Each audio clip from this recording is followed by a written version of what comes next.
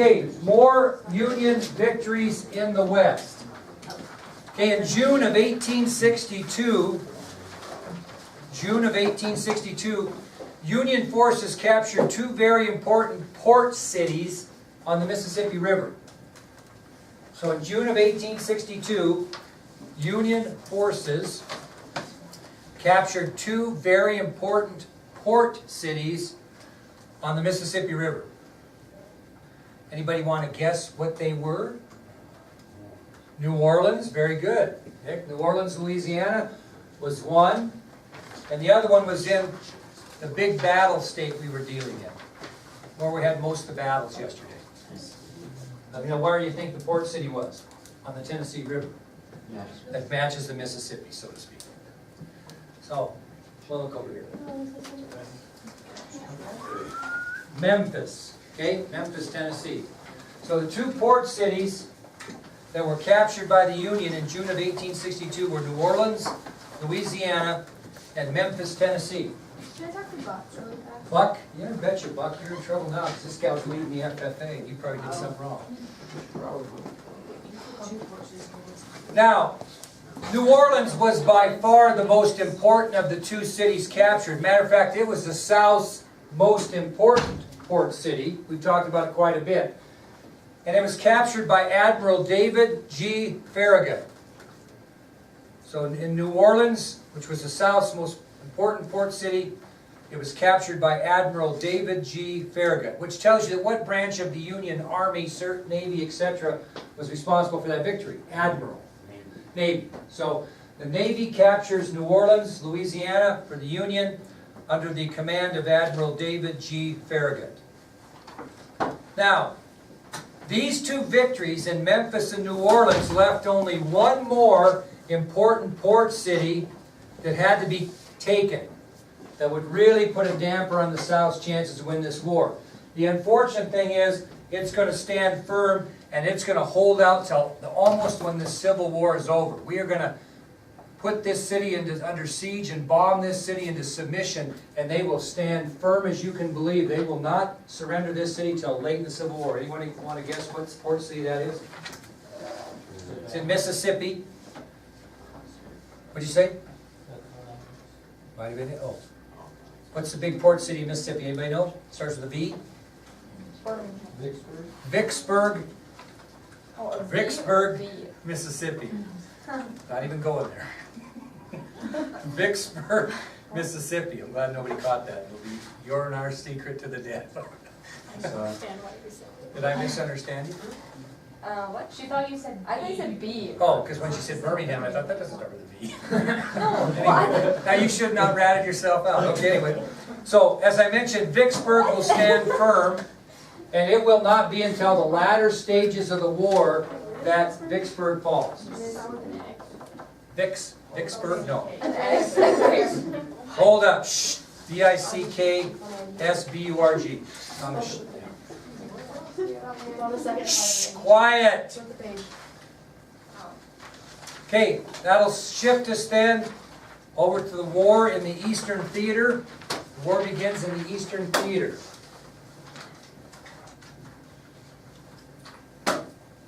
Okay, let's see how good our memory is. Who has overall command of the Union Army right now? No, he doesn't get it till way later. He's just a commander of certain Union troops. Who's the overall commander of Union forces?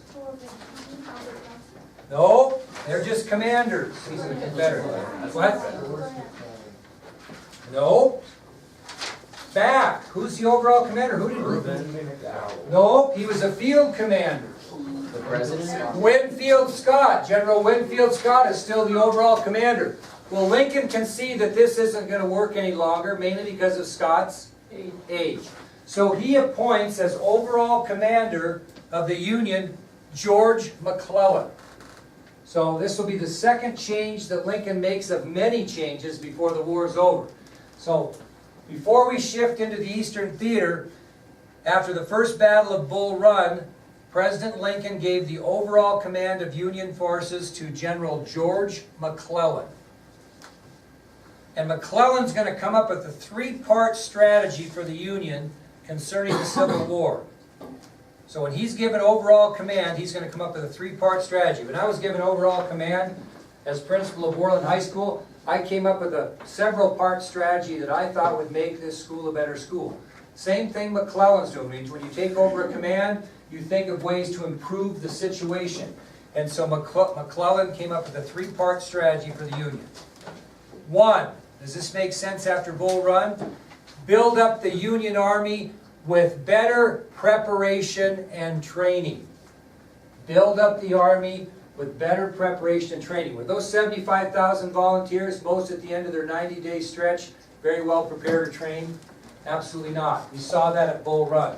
So the first thing you want to do is build up the Union Army with better preparation and training.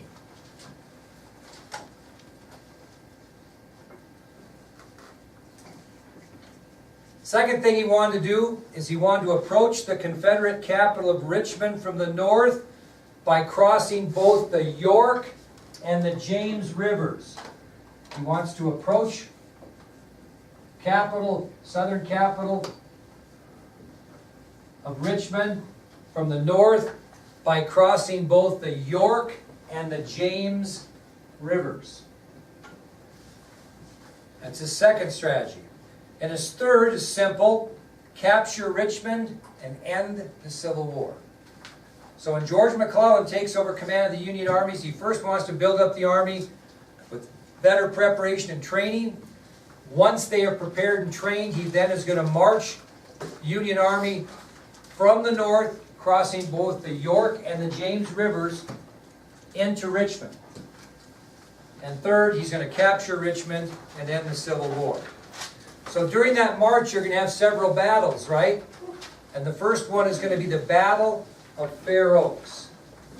Battle of Fair Oaks.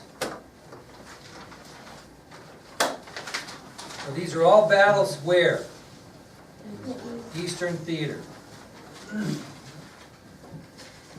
Okay, so in April of 1862, the Union Army was stationed at Fort Monroe, Virginia. In April of 1862, the Union Army was stationed at Fort Monroe, Virginia, which was about 70 miles from Richmond. So in April of 1862, the Union Army is stationed at Fort Monroe, Virginia, which is approximately 70 miles from Richmond. Where are Confederate troops, do you think? Near where? Near Richmond. And they are badly outnumbered again. Okay? So near Richmond, the Confederate troops guarding the city are badly, badly outnumbered. They were so outnumbered that they weren't ready to fight until they received reinforcements from Confederate General Joe Johnston. We've had one Johnston already, Albert. This is Joe Johnston. So the rebels that were stationed near Richmond, because they were so badly outnumbered, were waiting for General Joe Johnston to arrive in Richmond with Confederate reinforcements. If they were attacked prior to those reinforcements, what are their chances? Bad. Okay? So they actually did two things because they were so outnumbered to try to make the Union soldiers again think there were more people there than there were. Okay? So these are the two things that these Confederates that are stationed near Richmond, who are badly outnumbered, did to hide the fact that they were so outnumbered. Pretty simple to what Washington did, pretty simple to what Albert Johnson did before. What did they do? They marched back and forth loudly to make the Union think there were many more soldiers there than there were. So he marched his men, the commander there marched his men back and forth very loudly so that the Union Army believed there were many soldiers there. This is kind of interesting. The second thing they did, they cut down trees, large trees, and they painted them black. Why? What did they do with them after they cut them down and painted them black? They did. They set them up and made them look like cannons from a distance. And Union forces, through their poor binoculars at the time, thought they were cannons pointing at them. So they painted large black logs large logs black, and set them upright to make them look like cannons from a distance. Very good, Taylor.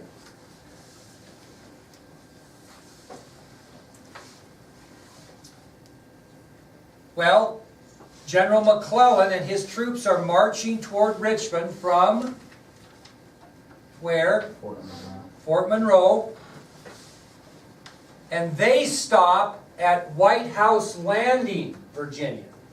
So McClellan marches his Union troops from where? Fort Monroe, Monroe Landing, and stops them at White House Landing. Why would he do that? Why would he stop them there? Because he also is waiting for what? Reinforcements under General Irvin McDowell. So each side doesn't know what the other's doing. You've got a badly outnumbered Confederate group who are waiting reinforcements from the Confederates and Joe Johnston. You've got McClellan and the Union marching from Fort Monroe, Virginia to White House Landing, Virginia. And he stops there to wait for what he hopes is 55,000 reinforcements being brought there by General Irvin McDowell. Now, these additional Union troops of 55,000 are going to result in what for the Confederates if they get to McClellan? Disaster. I mean, that is going to be a total disaster. And probably they march right into Richmond and take the capital. So, what the South realizes is they need to keep these Union reinforcements from reaching McClellan. Because if they reach McClellan and join with what he has, they are done for. Richmond's going to fall. So what Confederate general is sent to intercept McDowell and his 55,000 soldiers to keep them from uniting with McClellan? What famous general? Standing like a stone wall. Thomas Stonewall Jackson would be called upon, and his job would be to keep the reinforcements from arriving to General McClellan. And he has a force of 18,000 rebels, and he's expected to hold off 55,000 Union soldiers from getting to McClellan and reinforcing him.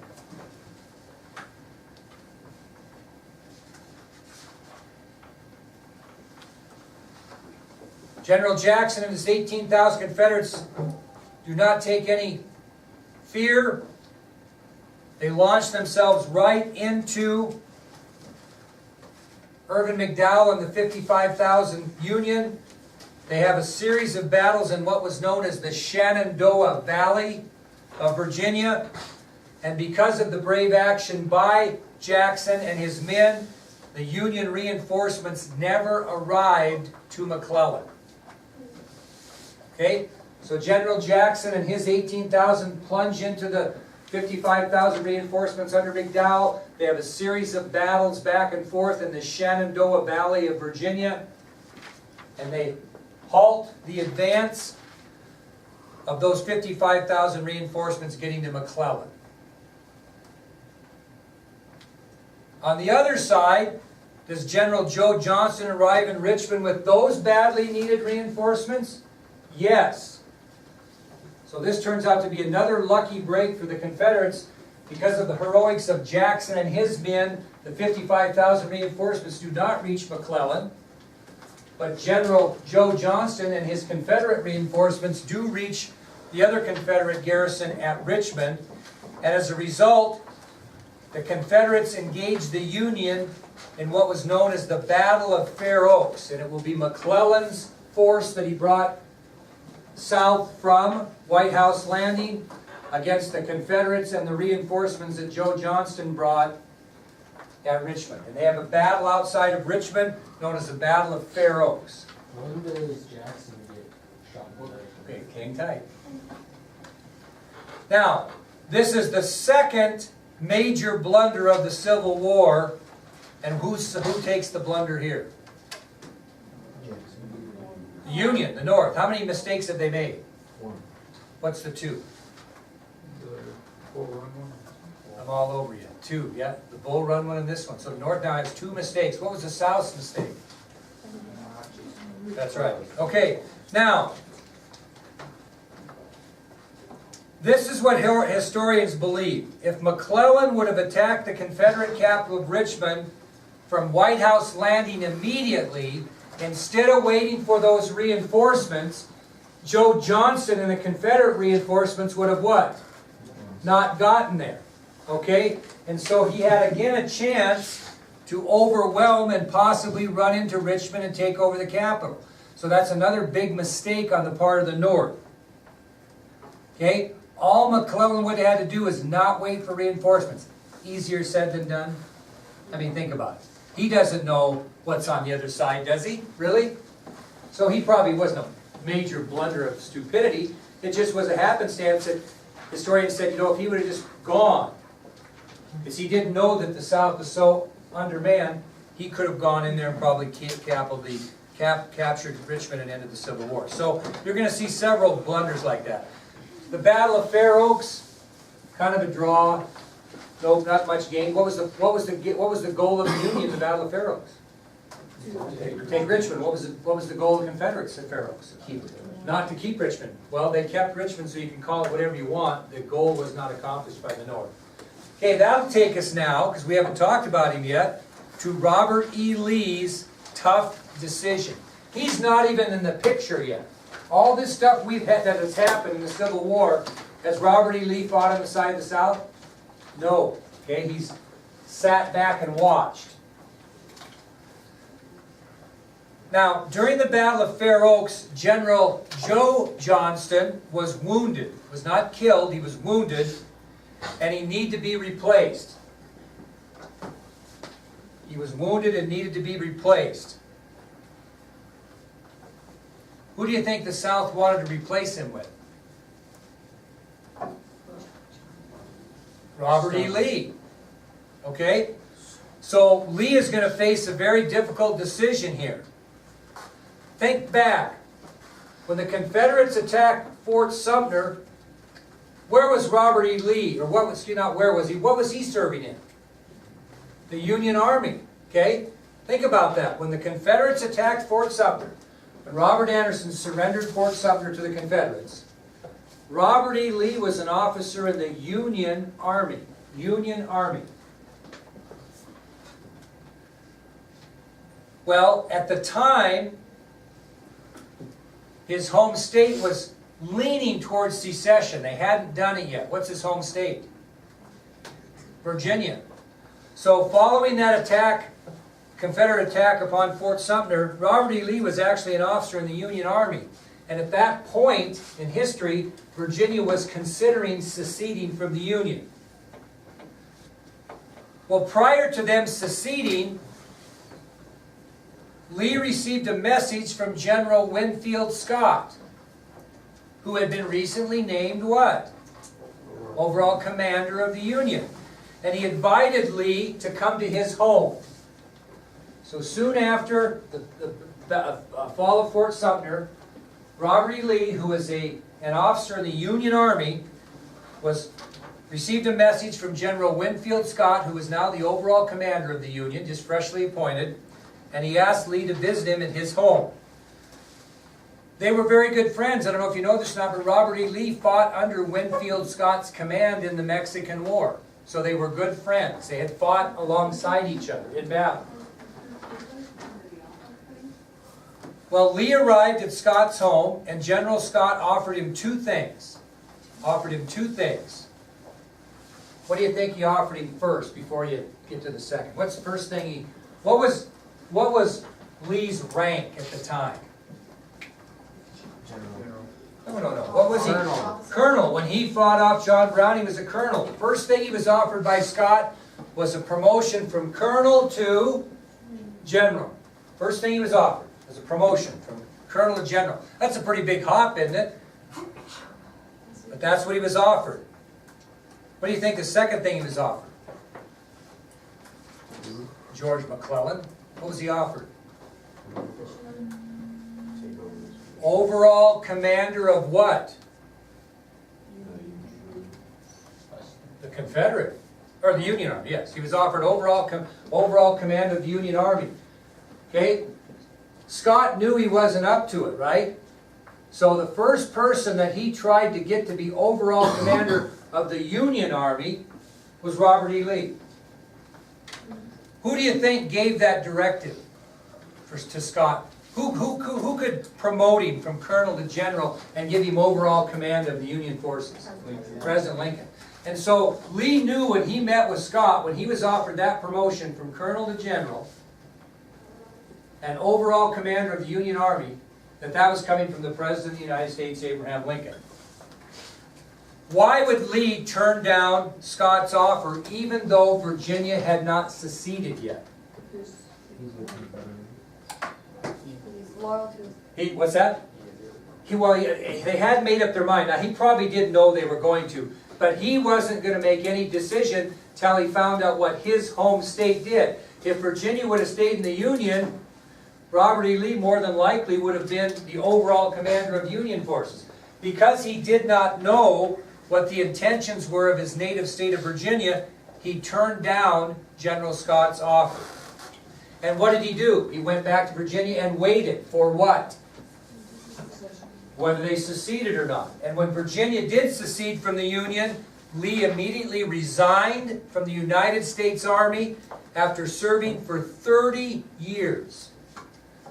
So he went home after Scott's offer, and he sat and waited. And when Virginia seceded from the Union, he resigned from the United States Army after serving for 30 years.